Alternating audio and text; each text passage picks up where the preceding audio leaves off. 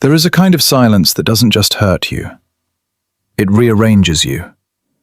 You stare at the phone. You replay the last message. You look for hidden meaning in punctuation, in timing, in the way they suddenly went cold after being so close, so open, so almost yours.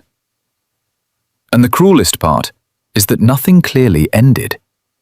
There was no clean goodbye, just distance, just a subtle withdrawal, just that familiar ache of being emotionally invited in and then quietly abandoned in the doorway. If you have ever loved an avoidant, you know this pain has a strange shape. It is not loud, it is not dramatic, it is psychological. It makes you question your memory, your instincts, your worth. One day they are leaning in, soft, present, intimate in a way that feels almost sacred. The next day, they are harder to reach, harder to read, harder to hold.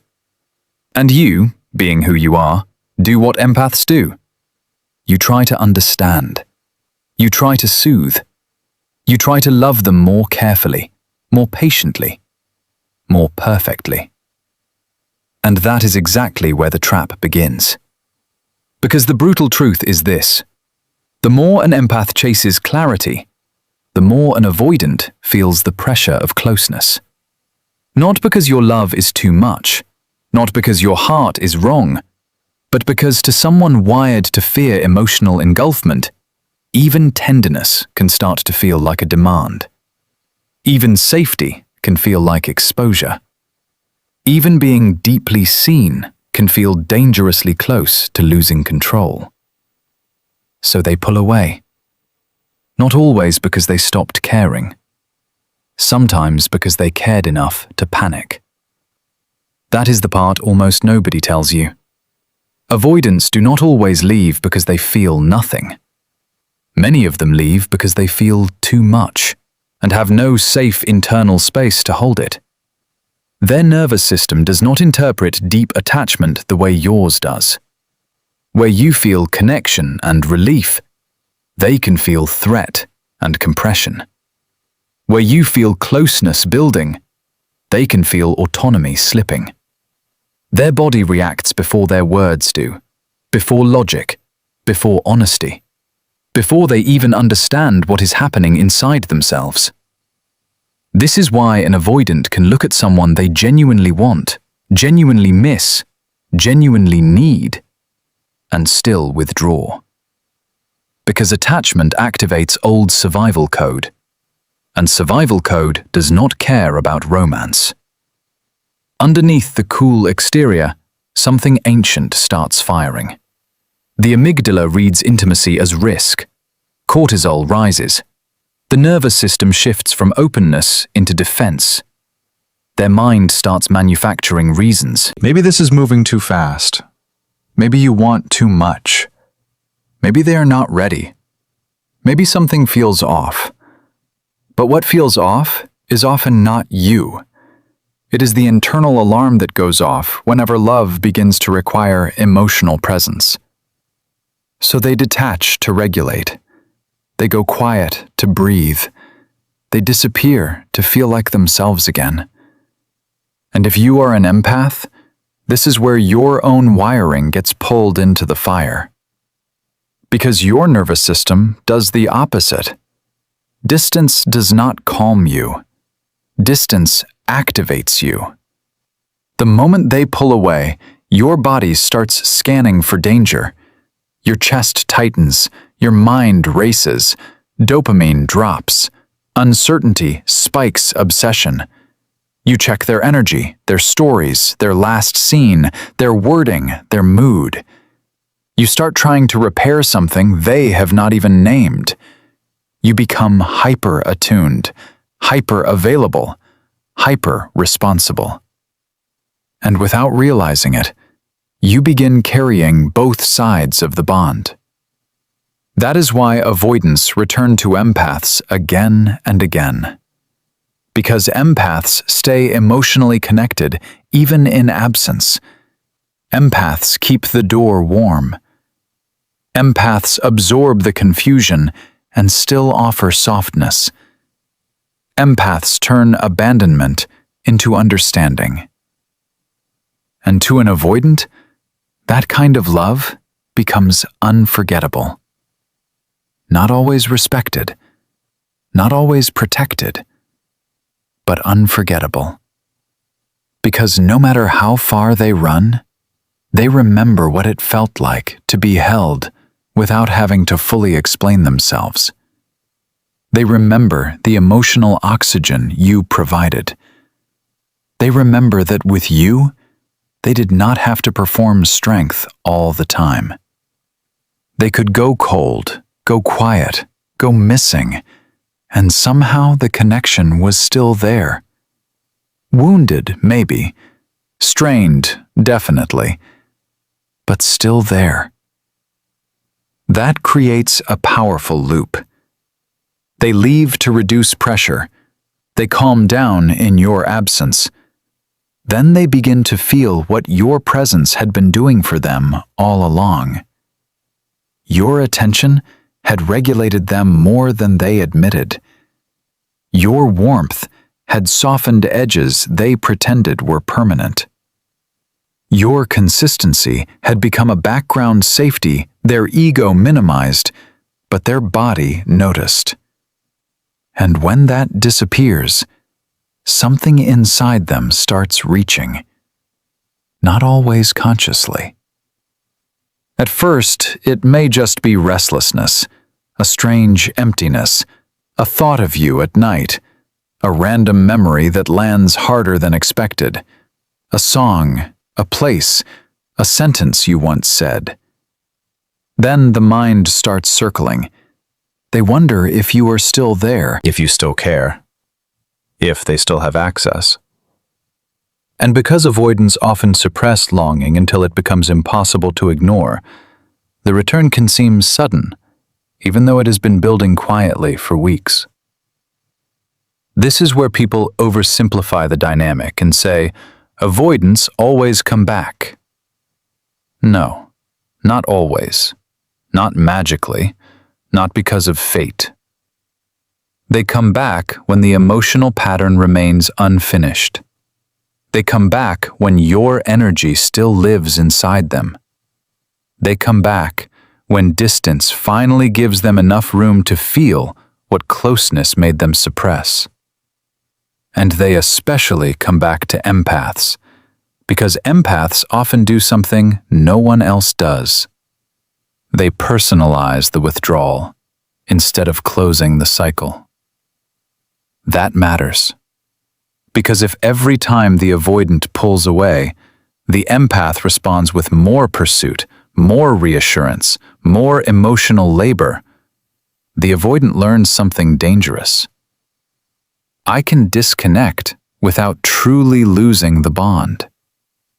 I can avoid the discomfort of intimacy and still return to care when I need it. I can retreat, recover, reappear, and the emotional bridge will still be standing. So the bond never becomes a relationship. It becomes a regulation pattern. And regulation patterns are hard to quit. Picture this. An avoidant meets someone kind, intuitive, emotionally rich. At first, it feels intoxicating. The empath sees beneath the surface. They do not judge the guardedness. They feel the vulnerability behind the detachment. The avoidant feels relief. They open more than usual. They text more than usual. They reveal things they normally keep hidden. There is chemistry. But more than that, there is nervous system contrast. The empath brings warmth. The avoidant brings mystery. One feels deeply, the other withholds deeply. The tension is electric. Then, intimacy starts becoming real. The empath wants consistency, not chaos.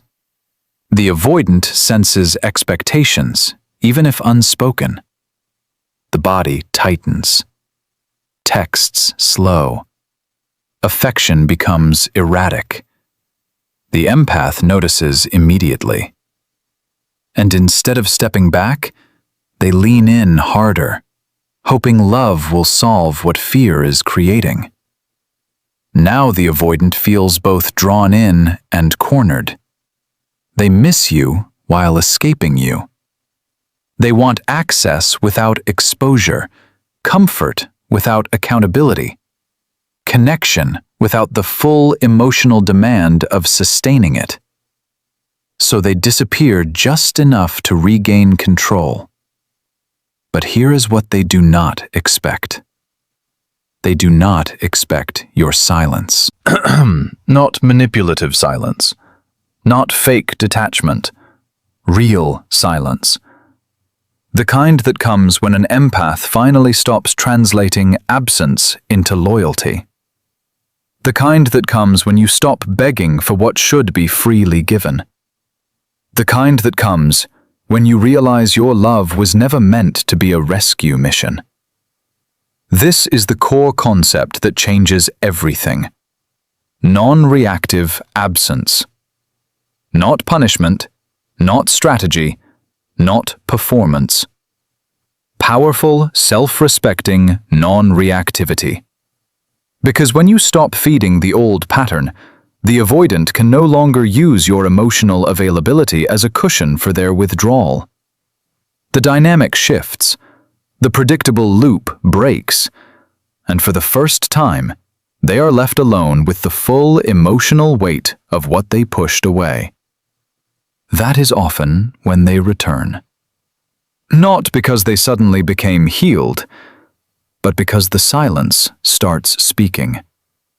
It says, I am no longer here to carry your half of the intimacy. It says, if you want access to me, you will have to feel. It says, my nervous system is no longer available for your unfinished patterns. And this unsettles them. Because avoidance depends on distance, yes, but it also depends on knowing the bond is still available in the background. Once that background warmth is gone, their suppression has nowhere soft to land. They start feeling the loss not as abstract sadness, but as sensory absence. Your morning message is gone. Your reassurance is gone. Your emotional translation is gone. The comforting certainty that you will still be there after their latest retreat is gone. Now dopamine shifts. What felt familiar is missing. What felt accessible is uncertain. And uncertainty has a way of making even the emotionally avoidant fixate. Suddenly, they check your page. They reread conversations. They wonder who is talking to you now. They remember how seen they felt with you. They feel the contrast. And contrast is what wakes up longing. This is why so many empaths get confused when the avoidant returns with intensity. A message out of nowhere, a late-night confession, a sudden tenderness, a wave of pursuit that feels almost cinematic. They seem softer, more present, more aware. For a moment, it looks like the walls are finally coming down. Sometimes they are. Sometimes they are not. Sometimes what is returning is not mature love, but activated attachment. That distinction can save your life, because an avoidant can miss you deeply and still not be ready to love you consistently. They can crave your energy and still resist the responsibility of reciprocity. They can feel genuine pain in your absence and still repeat the same cycle once closeness begins again. Missing you is not the same as choosing you. Wanting access is not the same as offering stability. Read that again in your bones. Missing you is not the same as choosing you. And this is where many empaths lose their power for the second time. The return feels like proof. Proof that they cared. Proof that the bond was real. Proof that all your waiting meant something. So you open instantly. You over-explain nothing. You bypass your own hurt. You accept crumbs because they are wrapped in nostalgia. And the cycle restarts, only now with deeper hooks, because hope has been added to the trauma bond. That is why breaking the pattern requires more than silence. It requires identity. You have to become someone who no longer confuses being needed with being valued. Someone who understands that your empathy is sacred, but it must be paired with discernment. Someone who can feel compassion for another person's wounds without volunteering to live inside them. Because yes, avoidants return to empaths again and again. But the more important question is this: why do empaths keep reopening the door to people who only knock when they are lonely? That question changes the story. Now it is no longer just about their fear. It is about your standard. It is about the place in you that still believes love must be proven through endurance. The part that feels most alive when decoding mixed signals. The part that mistakes emotional labor for intimacy. The part that was taught somewhere early that being chosen by someone unavailable would finally heal the original wound of not being fully chosen at all. This is why the transformation has to go deeper than tactics. It has to reach the nervous system. It has to teach your body that calm is not boring. That consistency is not less passionate. That real love does not require you to abandon yourself to keep someone else from leaving. When you truly begin to heal, something stunning happens. You stop craving the return. You stop measuring your worth by who comes back. You stop seeing their sudden reappearance as a romantic climax. Instead, you see it for what it is: information. Their return tells you they felt your absence. It does not automatically tell you they are capable of honoring your presence. And from that place, your energy changes completely. You do not rush. You do not overgive. You do not collapse into relief just because they finally said what you needed months ago. You observe. You listen. You let actions accumulate. You let consistency prove what chemistry once seduced you into assuming. That is when the real power dynamic flips. Not when you play hard to get. Not when you perform indifference. Not when you try to trigger jealousy or make them chase. Those are still reactions, still orbiting them. The shift happens when your center of gravity returns to you. When your life is no longer suspended in the space between their texts. When your peace no longer rises and falls with their availability. When they feel, maybe for the first time, that you are no longer emotionally capturable through inconsistency. That is when they often begin to chase harder, because now your energy is not pleading. It is contained. Not hungry, whole. Not trying to convince, simply unavailable for confusion. And that kind of self-possession is magnetic. It forces them to confront what they lost access to when they kept choosing distance over depth. But even then, your job is not to be impressed. Your job is to be clear. Clear about what love feels like in your body. Clear about what safety requires. Clear about the difference between someone opening up and someone truly showing up. The old version of you would have called their return a victory. The healed version of you calls it a test. Can they remain present after intimacy deepens? Can they tolerate closeness without punishing you for it? Can they communicate instead of vanish? Can they hold your heart without dropping it every time their fear gets loud? If not, then the return means nothing, because your life is too valuable to keep becoming a recovery room for emotionally unavailable people. You were not built to be a place where others hide from themselves.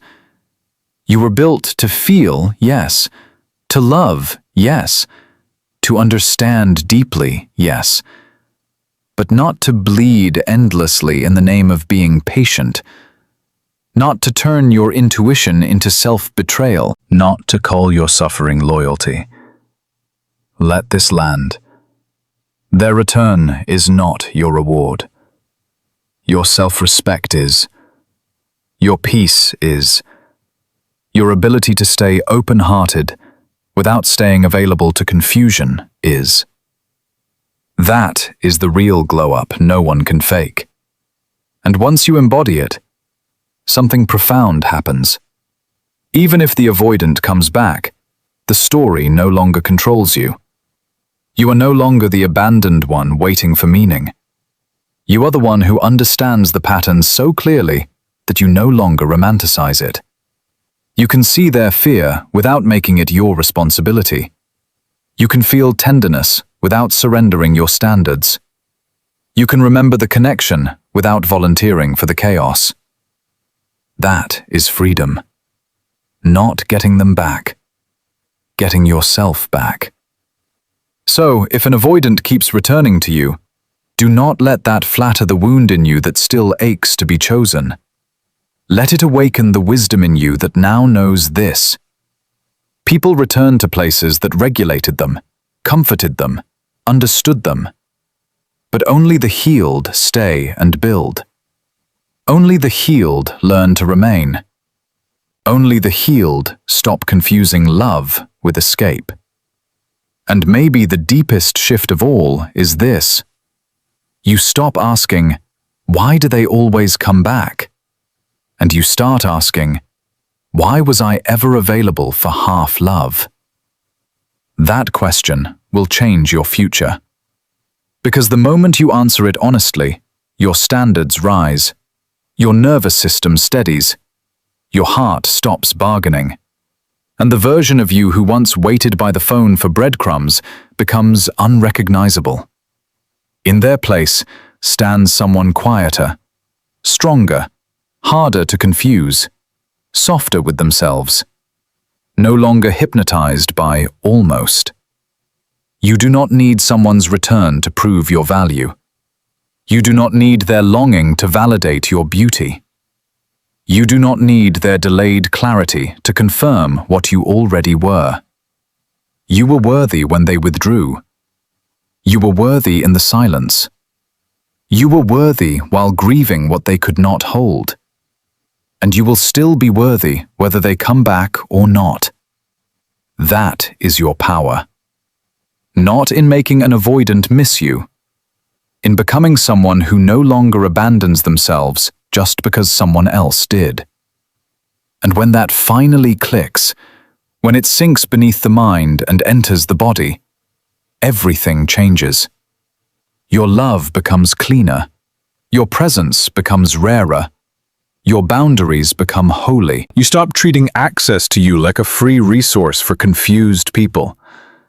You stop handing your softness to those who only know how to touch it when they are empty. You become the one thing the old pattern could never survive. A person who knows their own worth. A person who can love without losing themselves. A person who no longer mistakes intensity for intimacy.